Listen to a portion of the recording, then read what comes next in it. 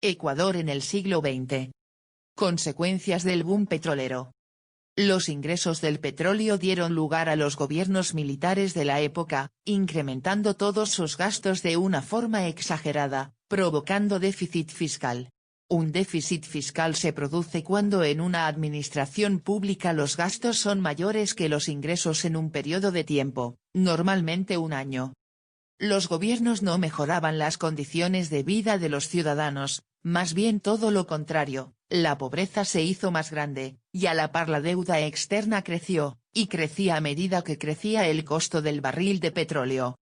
Con respecto al crecimiento de la deuda externa, el costo del petróleo aumentó y en la imagen observamos un gráfico estadístico donde indica el pago en aumento de las exportaciones del petróleo desde el año 1971 hasta 1980, valorados en millones de dólares. Observamos en la 2D tabla con cifras más exactas, cómo en esta década aumentaba la crisis año tras año desde el inicio del boom petrolero. En la década de los 70 aumenta el endeudamiento público un 12,42 veces más, y el privado 57,89 veces más, como se observa en la imagen. Crisis de la deuda externa. Gracias al boom petrolero, los países de Latinoamérica pudieron ingresar a realizar créditos como es el caso de nuestro país. Los bancos no requerían muchas garantías, ya que los países tenían muchos ingresos por la venta del petróleo. Causas.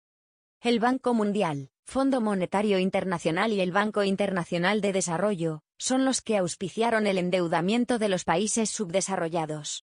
La dictadura del general Guillermo Rodríguez Lara acudió a préstamos externos para un déficit presupuestario, ya que los ingresos del boom petrolero no solventaban todos los gastos. En 1980 en el Ecuador, se aumenta la tasa de los intereses del 5% al 18%. La guerra de Paquisha y el fenómeno del Niño en los años 80 agravaron aún más la crisis. Entre 1979 y 1982 la deuda creció un 150% por lo que los empresarios anunciaron un quiebre de sus empresas, ya que no se podía cubrir las deudas.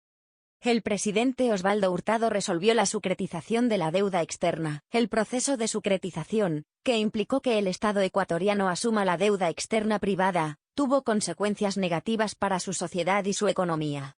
La más importante fue la de hipotecar, una vez más, al país a las condiciones impuestas por los acreedores de una deuda externa impagable. Es decir, ayudó a los empresarios pagando en dólares, y cobrándoles en sucres y con intereses muy bajos. El Ecuador no pudo pagar la deuda, y le tocó renegociar bajo algunas condiciones muy desfavorables para el país. Consecuencias. Imposibilidad de obtener nuevos créditos en caso de necesidad. Exigencia de fuertes requisitos por parte de los fiadores, circunscribiendo políticas económicas restrictivas, normalmente muy duras con la población. La canasta básica con constantes incrementos de los precios, y se debe destinar muchos recursos para pagar la deuda. El feriado bancario. Se dio el 8 de mayo de 1999, fue cuando colapsó el sistema financiero del país, permitiendo que se congelen los dineros de los ecuatorianos por 5 días. Causas. Por las crisis de las instituciones bancarias como el Filambanco, el feriado no permitió el retiro masivo del dinero de los ecuatorianos. La falta de control por parte de la Superintendencia de Bancos, para el otorgamiento de créditos vinculados, y especialmente a compañías fantasmas que resultaron ser propiedad de los mismos banqueros o de sus familiares, perjudicando con ello a miles de depositantes. Consecuencias. Emigración de los ecuatorianos a los Estados Unidos y España. Se congeló las cuentas de los ecuatorianos que tenían más de 2 millones de sucres. Esto significó un castigo para los clientes de la banca, particularmente para aquellos depositantes. La dolarización. La dolarización se dio en año 2000 con el presidente Gustavo Noboa, donde el dólar equivalía a 25.000 sucres. Definición al proceso por el cual un país adopta de forma oficial la moneda de Estados Unidos como su moneda de curso legal. Es decir, un país pretende sustituir a la moneda local por el dólar en todas sus funciones. Causas. En 1998 el Ecuador sufrió un devastador fenómeno del Niño. Las graves inundaciones causaron pérdidas de 4.000 millones de dólares por la destrucción de carreteras, caminos y puentes, así como daños en los cultivos y en el sector pesquero. Ese año, los precios del petróleo bajaron drásticamente, $7 por barril. Todo esto llevó a que la economía ecuatoriana se desplomara. Feriado bancario, la devaluación de la moneda local el sucre. Consecuencias. Como consecuencia de la frágil situación financiera de los bancos del Ecuador, el Estado decidió otorgar recursos a los bancos privados para evitar su cierre. Los créditos a los bancos privados llegaron a los $1.000 millones entre agosto de 1998 y febrero de 1999. Pero los resultados no fueron los esperados. Para el año 2000, se estima que cerca del 70% de la banca privada había quebrado o se encontraba en manos del Estado. Un año después y tras serios problemas, el 22 de marzo de 1999, el Banco del Progreso, otro banco insignia, quebró por falta de liquidez. El cierre definitivo del banco provocó una gran marcha en Guayaquil, encabezada por León Febres Cordero. En la marcha, denominada de los Crespones Negros, se acusó de favorecer a la banca de la sierra para perjudicar a la de la costa. La crisis llevó al desempleo a miles de ecuatorianos, y casi 2,5 millones de personas emigraron del país en los 2 años siguientes, dejando familias quebradas, ahorros pulverizados e incluso muertes. La pandemia en el Ecuador. La pandemia de enfermedad por coronavirus en Ecuador es una expansión del brote de COVID-19 que inició en Wuhan, China. Este hecho alertó desde inicios de 2020 a todos los países del mundo, y a mediados de febrero llegó a Latinoamérica. En Ecuador, el primer caso fue importado desde Madrid, España, una mujer de 71 años de edad que arribó al país el 14 de febrero, posteriormente presentó síntomas relacionados con la enfermedad, pero no fue hasta el 29 de febrero que el Ministerio de Salud Pública de Ecuador anunció el primer caso confirmado de coronavirus, siendo el tercer país de la región en presentar infectados dentro de su territorio. La pandemia de COVID-19 ha tenido un impacto devastador en Ecuador, junto con la reducción de los precios del petróleo, y una fuerte caída en la demanda de exportaciones del país, aseveró el Fondo Monetario Internacional, FMI, en un boletín divulgado este sábado 2 de mayo del 2020. El pronunciamiento público del organismo multilateral se produce un día después de que su directorio aprobara para Ecuador una solicitud de asistencia financiera de emergencia por $643 millones estadounidenses.